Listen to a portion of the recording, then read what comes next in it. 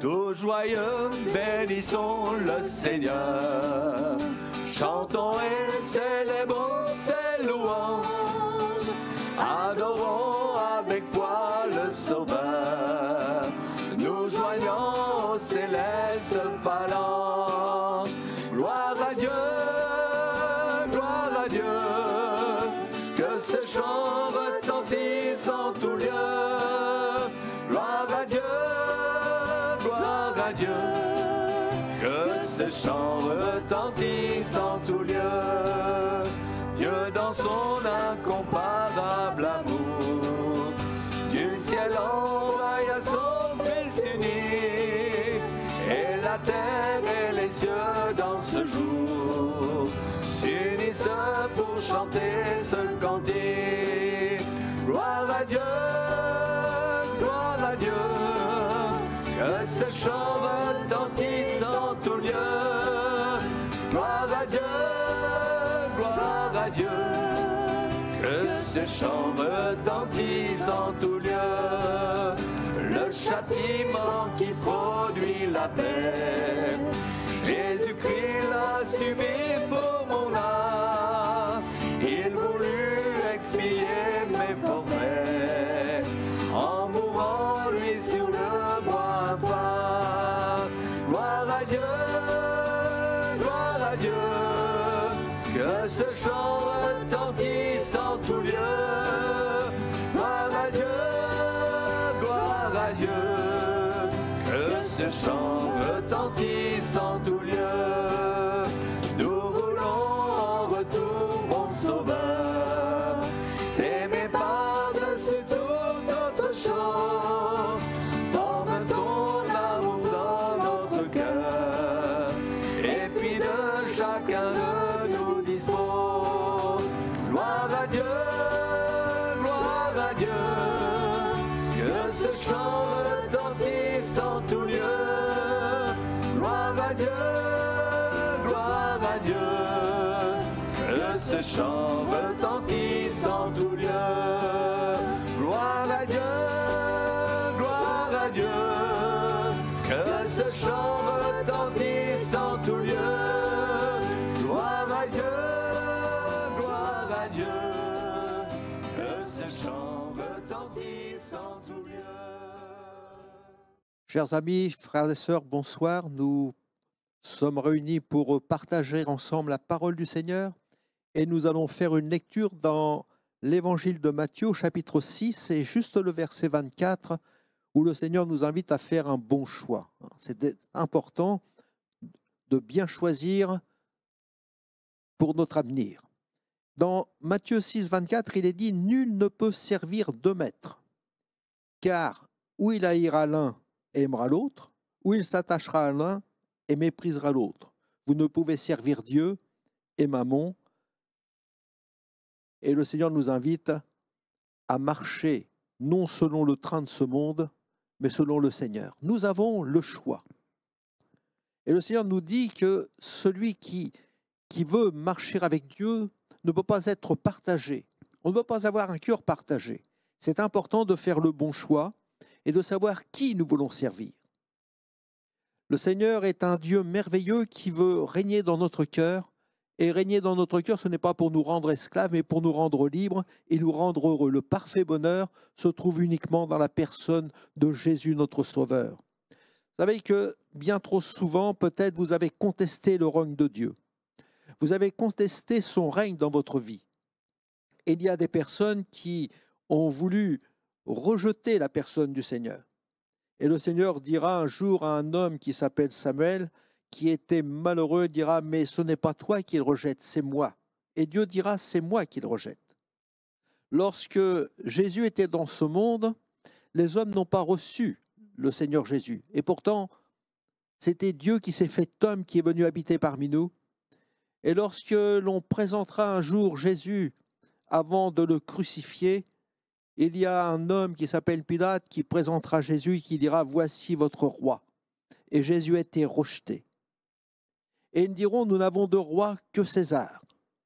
Alors l'important, c'est de pouvoir dire aujourd'hui qui est le maître de votre vie, qui règne dans votre cœur, qui est ce roi. est-ce Jésus ou est-ce le train de ce monde? Celui qui est le roi de votre vie, c'est celui qui règne sur vous. Qui est votre maître?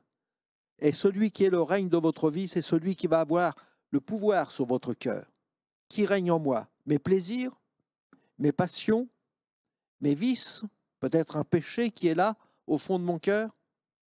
Alors le Seigneur nous invite, il nous dit dans sa parole, il nous invite à ne pas nous couler simplement dans le moule de tout le monde, à marcher à l'exemple de tous ceux qui marchent loin de Dieu, de ne pas conformer notre vie aux principes qui régissent le siècle présent, mais de suivre les règles que Dieu nous a données, de ne pas copier les modes, les habitudes qui font jour, et laissez-vous plutôt entièrement transformer par le Seigneur notre Dieu, dans votre mentalité, dans votre façon de faire, et d'adopter une attitude intérieure qui soit différente. Donnez à vos pensées une nouvelle orientation, afin de pouvoir discerner ce que Dieu veut pour vous. C'est cela que le Seigneur désire. Ainsi, vous serez capable de reconnaître ce qui est bon à ses yeux, ce qui lui plaît, et ce qui vous conduit à une réelle maturité, un réel bonheur. Le Seigneur est celui qui veut vous apporter un bonheur, mais un bonheur parfait. Le règne du péché ne rend pas heureux, il rend esclave. D'ailleurs, Jésus est celui qui peut nous libérer, nous affranchir du péché. Jésus dira dans Jean 8, 34, il dit « En vérité, je vous le dis, leur répliqua Jésus, quiconque se livre au péché est esclave du péché. » Mais si Jésus est là, aujourd'hui encore dans votre vie, pour vous libérer, nous avons un Dieu tout-puissant. Quelqu'un pourra dire « je suis libre ». Et nous avons bien entendu des personnes quelquefois dire « je peux m'adonner au tabac, me donner à l'alcool, me donner à la drogue, et j'arrête quand je veux ». Mais le problème, c'est le « quand je veux » devient impossible, parce qu'ils sont esclaves. Ils sont esclaves de ce qui les tient. Et nous ne sommes pas si libres que nous le pensons, et on ne sait pas toujours que l'on devient esclave au vice, au péché, à la passion que l'on a saisie. Et le Seigneur nous invite à faire mourir les membres qui sont sur la terre. Il y a tant de choses qui peuvent nous tenir esclaves. L'impudicité, l'impureté. Et le Seigneur dit, bien, faites mourir tous ces membres, les passions que vous avez, les mauvais désirs, la cupidité qui est une idolâtrie, de renoncer à toutes ces choses, de renoncer à la colère, à l'animosité, à la méchanceté. Il y en a qui sont esclaves d'un caractère colérique. Renoncez à la calomnie, aux paroles déshonnêtes qui pourraient sortir de votre bouche. Voilà ce que Dieu désire, de renoncer aux mensonges. Et il y a malheureusement des personnes qui sont esclaves de leurs mensonges. Donc le Seigneur nous invite à faire tous nos efforts. Mais quelqu'un dira peut-être j'ai essayé, j'ai voulu faire des choses et je n'y suis pas parvenu. Je suis donc esclave, et comment me sortir de tels liens, de telles choses qui me tiennent, et pourtant je lutte, je combats, mais il y a toujours ce mal qui est en moi, qui est ancré en moi, je ne parviens pas à en sortir. Alors c'est tout simple, il suffit d'implorer le secours du Seigneur Jésus. Jésus dira dans Jean 8, 36, « Si donc le Fils vous affranchit, vous serez réellement libre. » Jésus peut vous libérer de votre esclavage. Si le péché, si un vice, une passion règne sur votre cœur, Jésus peut vous libérer. Et il régnera dans votre cœur. Mais peut-être jusqu'à ce jour, le règne de Dieu a été rejeté. Nous pouvons dire, bien, qui règne dans notre cœur? Et le Seigneur nous invite, il dit, ce qu'il désire, c'est que ce ne soit pas le péché qui règne dans votre cœur, qui règne dans votre corps mortel, parce que vous obéissez à toutes ces convoitises. Et le Seigneur nous invite à renoncer à cela. Le prince de ce monde présente Jésus comme le roi, qui est couronné d'épines, celui qui est méprisé, sur lequel on rejette, on détourne le regard. La religion traditionnelle présente un Jésus crucifié, c'est-à-dire qui est faible, qui est mort.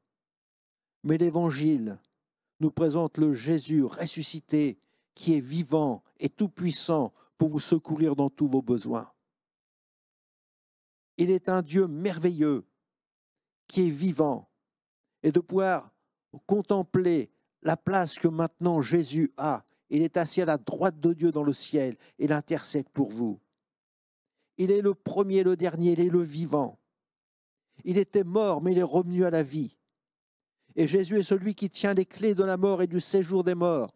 Il a dépouillé toutes les dominations, toutes les autorités. Il est au-dessus de tout. Jésus est le roi des rois. Il est le Seigneur, il est notre Sauveur. Jésus, notre roi, est vivant. Et Jésus est tout-puissant pour guérir. Il est tout-puissant pour vous libérer de l'esclavage, des vices, des passions. Il est tout-puissant pour briser vos chaînes, tous vos mauvais désirs, tous les mauvais désirs du péché. Jésus est tout-puissant pour chasser même les démons. Jésus est tout-puissant pour nous arracher de la mort et pour nous accorder la vie éternelle. Ah, quel roi merveilleux nous avons! Mais qui voulons-nous servir? Quel roi voulons-nous? Quel roi avez-vous? Et quel roi voulez-vous dans votre vie? Jusqu'à présent, peut-être vous avez rejeté le Seigneur Jésus, ou vous avez voulu le suivre, et puis un mal profond est au fond de votre cœur, et vous avez été empêché d'aller plus loin avec le Seigneur. Alors il y a des hommes qui un jour on leur a présenté Jésus, ils ont fait un mauvais choix. Mais je vous invite à faire le bon choix. Ceux qui ont fait le mauvais choix, on dit ôte et crucifie-le. Crucifie-le. Et lorsque on leur a dit, mais c'est quand même votre roi, ils ont dit, les principaux sacrificateurs ont rejeté la personne de Jésus, ils ont dit non, notre roi est dans notre cœur.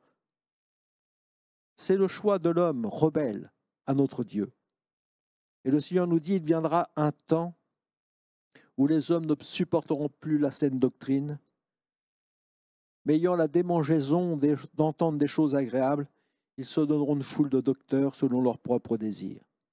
C'est ici une forme de dire « ôte, ôte ». Nous ne voulons plus entendre la voix du Sauveur de notre âme.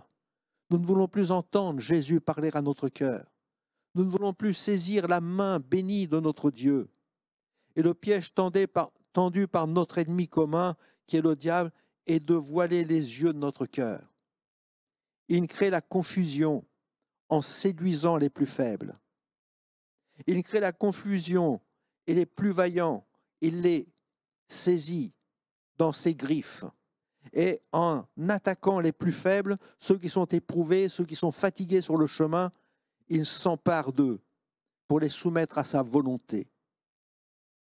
C'est le Seigneur que l'on rejette quand on ne veut pas se soumettre à sa grâce et que l'on ne veut pas saisir sa bonté, sa bénédiction. Ce qui est important aujourd'hui, de pouvoir dire, je ne peux pas être du côté de mes vices, de mes passions, de mes péchés, et de servir également le Seigneur mon Dieu. Le Seigneur dit, tu ne peux pas servir deux maîtres à la fois. Il faut faire le bon choix. Qui veux-tu servir? Le Seigneur Jésus était couronné d'épines. Et de génération en génération, les hommes ont rejeté le Seigneur notre Dieu. Malgré tous les bons soins qu'il nous a donnés, qu'il nous a prodigués, le Seigneur nous a aimés au point de donner sa vie sur la croix du Calvaire pour le salut de nos âmes. Dieu nous a gardés, il nous a protégés, il nous a nourris, il nous a vêtus, il nous a secourus et tant de fois guéris. Seulement, tous les bienfaits que Dieu nous a donnés, on a trouvé cela peut-être comme normal, comme quelque chose d'habituel, quelque chose de tout à fait naturel. Seulement, nous n'avons pas vu que c'était Dieu qui a fait le monde et tout ce qui s'y trouve, qu'il est le Seigneur des seigneurs, le Seigneur du ciel et de la terre. Nous n'avons pas réalisé que c'est lui qui nous donne la vie, qui nous donne la respiration, qui nous donne toutes choses, qui pourvoit à tous nos besoins. Nous n'avons pas réalisé que c'est Dieu qui nous a donné la vie, le mouvement et l'être. Et tant de fois, le Seigneur nous a bénis, nous a protégés et gardés. Alors nous n'avons pas regardé à la personne du Seigneur, nous ne l'avons pas vu. Et on a changé la gloire de Dieu, l'intervention de Dieu, en mettant un autre Dieu à la place. on y a mis le Dieu chance, le Dieu hasard, le Dieu providence. Et on n'a pas voulu comprendre que c'était le Seigneur qui était là, qui nous protégeait, qui nous gardait, qui nous bénissait et qui était avec nous. Il y en a beaucoup qui persistent à rejeter le roi des rois, le Seigneur des seigneurs. Mais le Seigneur nous invite à nous placer devant lui. Et Dieu, dans sa grâce, va parler un jour à un peuple, il dira « Parce que tu m'as oublié ». Avez-vous oublié le Seigneur? Jésus est celui qui est venu dans ce monde pour vous sauver. Le Seigneur dira « Parce que tu m'as oublié ». Parce que tu m'as rejeté derrière ton dos. Donc nous n'avons plus nos regards sur la personne de Jésus, mais nous marchons selon les désirs de notre cœur. Et le Seigneur dit, à cause de cela, parce que tu m'as oublié, parce que tu m'as rejeté, bien maintenant porte donc aussi la peine de tes crimes et de tes prostitutions, c'est-à-dire de tes péchés, de ta rébellion, d'avoir rejeté le Seigneur. Alors lorsque l'on marche loin de Dieu, on peut dire, mais si Dieu m'aimait, mais le Seigneur dit, c'est parce que tu m'as rejeté, parce que tu m'as oublié, que tu es maintenant dans la souffrance, dans la détresse. Parce que tu marches loin de ton Seigneur, loin de sa protection, loin de ses enseignements, loin de ses conseils, loin de la vie merveilleuse que Dieu veut te donner. Et il y a un chemin qui est meilleur, c'est de suivre la personne de Jésus. Il y a une main qui est secourable, c'est la main secourable de ton Sauveur, de ton Dieu. Et il y a un secours qui ne manque jamais, c'est ton Seigneur et c'est ton Dieu, celui qui veut régner dans ton cœur, celui qui veut te rendre heureux et te bénir. Alors le Seigneur nous dit, ce qui est important, c'est de pouvoir tourner tes regards vers la personne de Jésus et de saisir sa main bénie. Mais béni soit Dieu pour tous ceux qui ce soir, dès maintenant, auront le cœur meurtri, touché, quand dans leur cœur ils ressentiront, ils entendront retentir cette parole du Seigneur Jésus qui nous dit, mais vous avez fait mourir le prince de la vie, que Dieu a ressuscité des morts. Voilà ce que nous avons fait. Voilà ce qu'ont été les conséquences de nos fautes, de nos péchés. C'est que Jésus est venu dans ce monde pour nous sauver, pour nous délivrer, pour prendre toute la place dans notre cœur et nous rendre heureux et nous accorder la vie éternelle. Mais par notre méchanceté, par notre mauvaise façon de vivre, nous avons fait mourir le prince de la vie. C'est nous qui avons crucifié Jésus. Il est mort à cause de nous.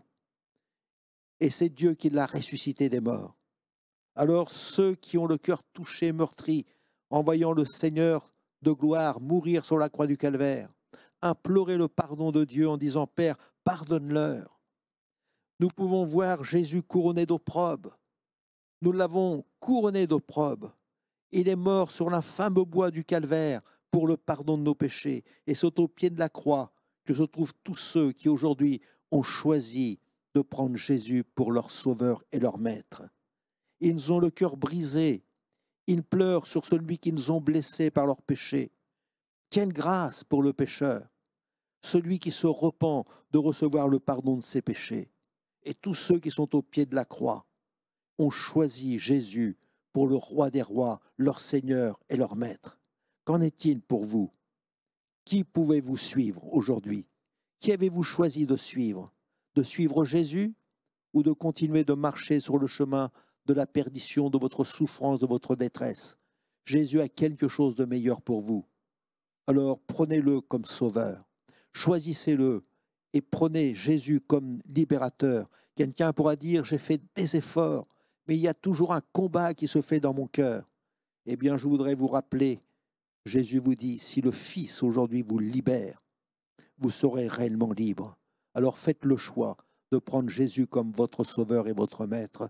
Amen. On va prier le Seigneur. Seigneur, merci pour tant de grâce.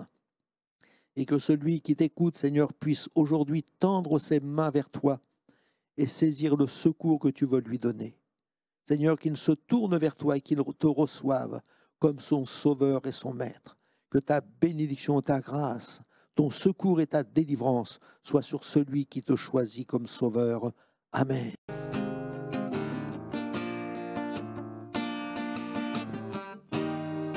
Le chant terminé,